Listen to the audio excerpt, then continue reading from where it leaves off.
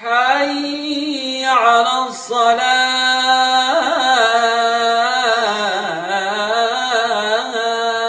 الصلاة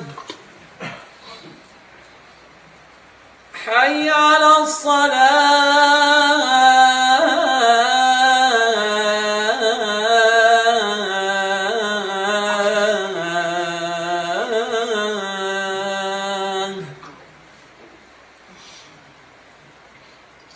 حي على الفلاح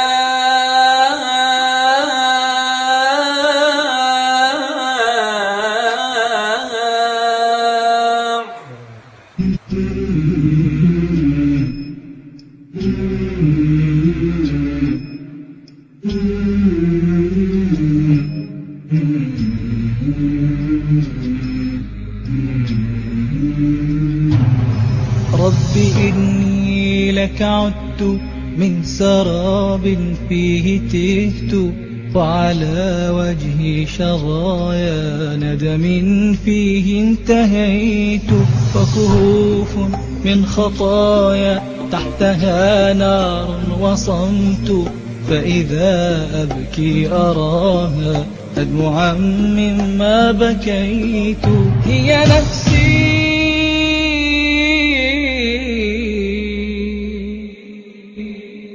وهي شيطان الذي منه هربت. Au nom de Dieu, le tout miséricordieux, le très miséricordieux. La retraite spirituelle est le moyen d'accéder à ce silence propice pour être à l'écoute de ton Seigneur. La retraite te permet alors de mieux te connaître et de comprendre que les véritables obstacles entre toi et ton Seigneur ne sont pas à l'extérieur. Ton ennemi n'est pas de l'autre côté de l'océan ou de l'autre côté de ta rue, mais il se trouve dans tes entrailles. Ces longs moments de silence, d'imploration, d'évocation de Dieu sont l'occasion de dévoiler ton âme et de découvrir celui qui reste attentif à ton parcours, celui qui t'attend alors que tu es perdu dans le brouillard de ton ego. Seules ces retraites te permettront de connaître l'ampleur du travail à mener sur toi, l'océan à traverser. Le ribat est l'occasion de s'échapper, à travers une adoration continue et une méditation, des fausses urgences de la vie d'ici-bas. Dans cet isolement entre quatre murs, apparemment insupportable pour l'œil extérieur, tu te libères de l'étroitesse de la vie matérielle, de la puanteur des vices, de l'obscurité de l'insouciance, pour te tourner vers les horizons infinis et parfumés de ton Seigneur. Tu t'ouvres alors à un monde ignoré jusqu'alors. Te voilà enfin assis devant Dieu, afin de l'implorer avec insistance pour qu'il t'ouvre sa porte. Cet été 2007, des jeunes musulmans d'Europe se sont rencontrés pour la première fois durant une vingtaine de jours dans le désir de se purifier et dans la quête de la face de Dieu.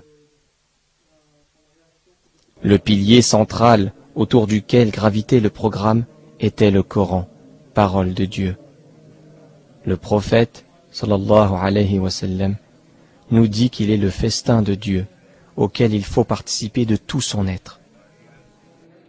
اهدنا الصراط المستقيم صراط الذين أنعمت عليهم غير المغضوب عليهم ولا الضالين عما يتساءلون عن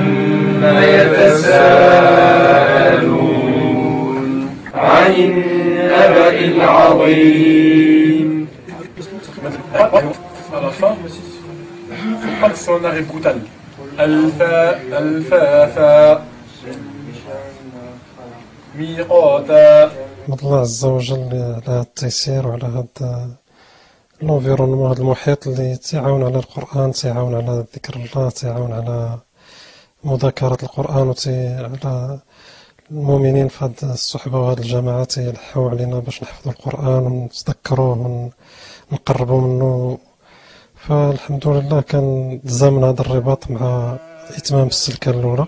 نعبر على الامتنان ديالي الكامل لله عز وجل، هو اللي يسر القرآن ويسر التذكر ديالو، ماشي بالحيلة ديالي ولا بالجهد ديالي فقط، باش نقول غير الطريقة اللي يسر بها الله هذا الأمر هذا في الحالة ديالي هو الحفظ، ما يسمى بالحفظ البطيء. الحفظ البطيء هو إنسان تيكون واحد المرحلة تيقرأ قرآن بزاف، يعني لا يستطيع يختم مرتين في الشهر مثلا، تتعاونوا أنه في كل شهر تيقرأ القرآن كامل مرتين، يعني تتذكر جميع السور اللي في القرآن، تيقرأ القرآن كامل تيتذكر، والنية ديالو قبل كل شيء هو يتعظ بالقرآن ويتدبر القرآن ويفهم عن الله عز وجل ويعرف الرسالة اللي رسلها الله عز وجل. Se réunir pour Dieu, dans la fraternité et dans l'unique but de lui plaire, en étudiant son livre révélé, donne l'occasion d'attirer les effluves de miséricorde divine. Chaque fois, dit le prophète, sallallahu alayhi wa sallam, qu'un groupe de fidèles se réunissent dans une maison de Dieu pour réciter le Coran et l'étudier entre eux, la paix du cœur descend sur eux, l'amour les enveloppe, et Dieu parle d'eux à ceux qui se trouvent en sa présence. Rapporté par Muslim. Les trésors du Coran sont inépuisables. Dans ce sens, le programme proposé offrait différentes approches pour profiter pleinement de ces trésors, à travers les assises spirituelles et les prières de nuit comme de jour. Le réveil de la nuit était suivi d'une séance de dhikr, souvenance de Dieu. En répétant abondamment la parole « La ilaha illallah », dont les fruits sont inexprimables. L'amen, la certitude en Dieu et en sa parole, nous dit le prophète sallallahu alayhi wa sallam, s'use dans le cœur comme le tissu. Il nous recommande de la renouveler en multipliant avec abondance cette parole « La ilaha illallah ». Le fruit de cette répétition verbale est la présence du cœur à Dieu. Renouvelez votre foi, dit le prophète. On demanda, ô prophète, comment renouveler sa foi? Il répondit, dites inlassablement, La ilaha illallah. Cette séance première nous prépare à être en prière, dans l'intimité de la nuit, et exprimer notre besoin au Créateur des cieux et de la terre. Notre Seigneur se manifeste au premier ciel, chaque nuit, au dernier tiers, et appelle, qui m'invoque, que je lui exauce? Qui me demande, que je lui donne? Qui me demande pardon, que je lui pardonne? Rapporté par Bukhari. Demander à Dieu, c'est demander pour soi, mais aussi pour ses frères et sœurs, ainsi que tous ceux qui nous ont précédés dans la foi. Seigneur, pardonne-nous, ainsi que ceux qui nous ont précédés dans la foi. Surat al-Hashr. Avant la prière de l'aube, le programme de la nuit est couronné d'une séance d'istighfar, demande de pardon, car il n'est pas donné à l'homme de pouvoir être irréprochable. La faiblesse humaine fait que nous sommes tous pécheurs. Il est agréable à Dieu de voir son serviteur lui revenir et demander la rémission de ses péchés. À ce propos, Dieu dit dans la sourate Al-Dhariyat, « Et aux dernières heures de la nuit, ils imploraient le pardon. » Les prières obligatoires de la journée étaient précédées de séances de dhikr, autour des prières de bénédiction sur le prophète, sallallahu alayhi wa sallam, puis par la parole « La ilaha illallah » qui le remplit d'amour et de certitude, qui constitue l'âme même de cette adoration. La lecture des versets méritoires, ayat fadilat, inaugurait la matinée, après avoir accompli, par la grâce de Dieu, les prières surérogatoires, duha. Alhamdulillahi Rabbil Alamin. Alhamdulillahi Rabbil Alamin. Le programme offrait de larges séances consacrées à la lecture, à la méditation, à l'apprentissage et à la révision du Coran. Le prophète, sallallahu alayhi wa sallam, nous encourage à son apprentissage et son enseignement. Le meilleur d'entre vous est celui qui a appris le Coran et l'a enseigné. Bukhari et Muslim. Une dernière séance était consacrée à l'écoute du Coran. Cette manière d'exercer la piété glorieuse de Dieu est essentielle dans un monde de tumulte où les gens, plongés dans les fausses urgences, ne savent plus prendre le temps de méditer et d'écouter. La simple écoute du Coran est une œuvre très méritoire et une miséricorde pour les cœurs.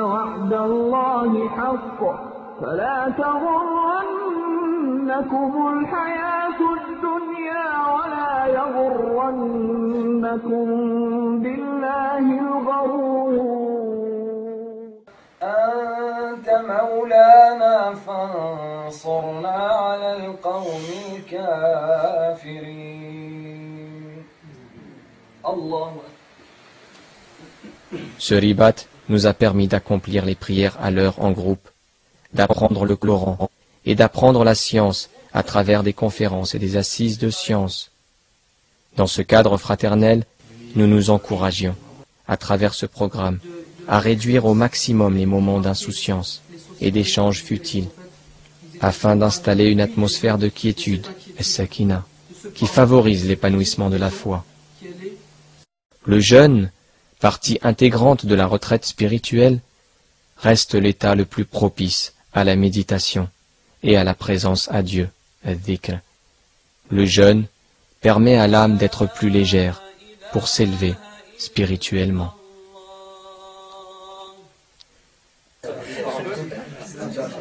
C'est bon, là on va s'arrêter, on va se...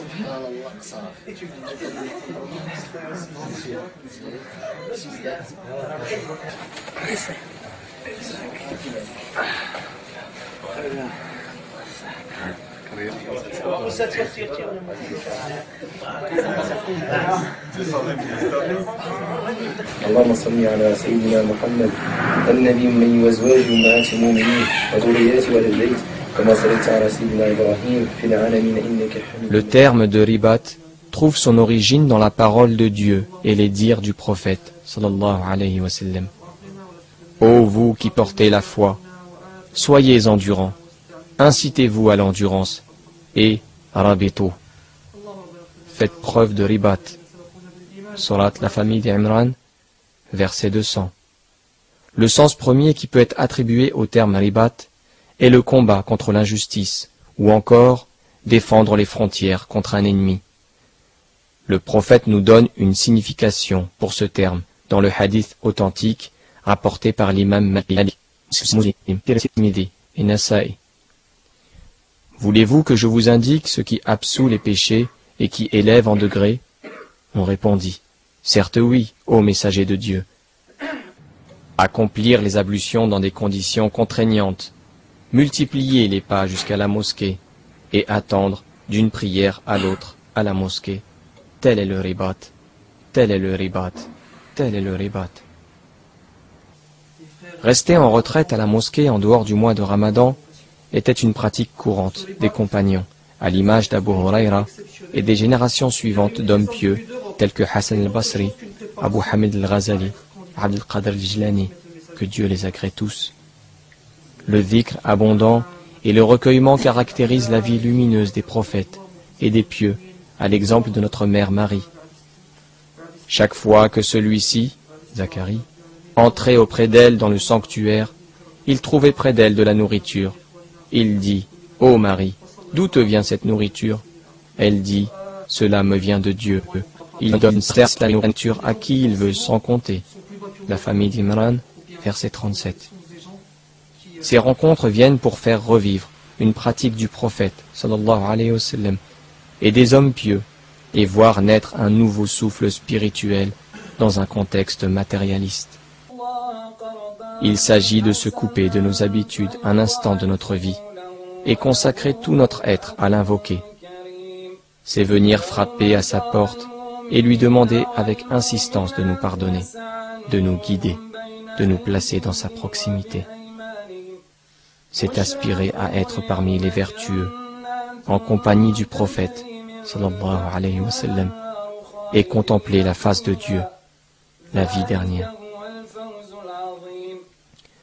Tristan Pretsey, je suis marié, père de 2 enfants, une petite fille et un garçon. Je me rappelle même une fois avec un ami, on était en bas de chez moi, dans mon quartier, et puis il m'avait posé une question, il m'avait dit c'est quoi ton but sur Terre? Donc les frères quand j'ai entendu mon Ta'alouf, peut-être ils se rappellent de cette anecdote. Donc il m'avait posé cette question, c'est quoi ton but sur Terre? Et donc moi j'ai dit, mon but c'est, voilà, ce que répondrait un peu, dire le commun des mortels, c'est de former une famille, d'être heureux, d'avoir des enfants, voilà, que ma famille soit heureuse. Et puis lui, il m'a regardé, il m'a dit, mais ça c'est pas un but. J'étais étonné, je lui dis c'est quoi? Il me dit ça c'est un fait. Il me dit que quand tu vas mourir, ta famille, tes enfants, tu vas les laisser. Alors je suis resté perplexe et moi je lui dis, et toi c'est quoi alors ton but? Et lui il m'a dit, moi mon but c'est de plaire à Dieu. Et il m'a dit, je connais pas un but qui soit plus noble. Parmi les visées de ces retraites spirituelles, l'effacement progressif de l'ego revendicateur permet d'acquérir l'amour de Dieu et sa proximité. Cet effacement se fait au milieu de ses frères, en étant à leur service, en invoquant leur faveur, en prenant conscience de leur grande valeur auprès de Dieu. À ce propos, Dieu nous expose dans la sourate Al-Ma'ida le modèle de fraternité qui lui est le plus agréable. Des gens qu'il aime et qu'il aime, humbles envers les croyants. Verset 104. Cette union des cœurs aspirant à l'amour de Dieu et de son prophète est l'occasion de mettre en commun les volontés de chacun, ce qui donne naissance à un souffle spirituel qui permet de dépasser les pesanteurs de l'âme et nous transporte dans cet élan vers Dieu. C'est ce qui permit, par la grâce de Dieu, de suivre ce programme sans éprouver de grandes difficultés. We must purify our creed, obey him in every deed. La ilaha illallah, obey him in every deed. La ilaha illallah. Every night and every day, every night and every day, never forget to say La ilaha illallah. Never forget to say La ilaha illallah. To become completely freed from your envy and your greed. In your heart plant the seed of La ilaha illallah. In your heart plant the seed of La ilaha illallah. Every night and every day, every night and every day, never forget to say La ilaha illallah. Never forget to say La ilaha illallah. Never forget to say La ilaha